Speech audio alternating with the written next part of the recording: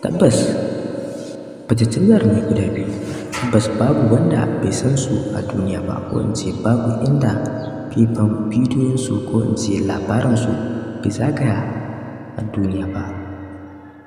Kamar haka yadda kuke ganin fitattun jarumai guda biyu wato T-Fresh Al-Amin Materials tare da Sayyada Sadiya Haruna, babu wanda bai san wurinsu ba, ko in ce ƙalilan ne wayanda bisan alaƙar da yake tsakanin fitattun jarumai guda biyu, har inda suka yi al'amuransu wato aka ɗaura musu aure, kuma har cikin auren suka ɗan kwashi ƙaramin lokaci kuma cikas ya shiga tsakaninsu har aka rabu.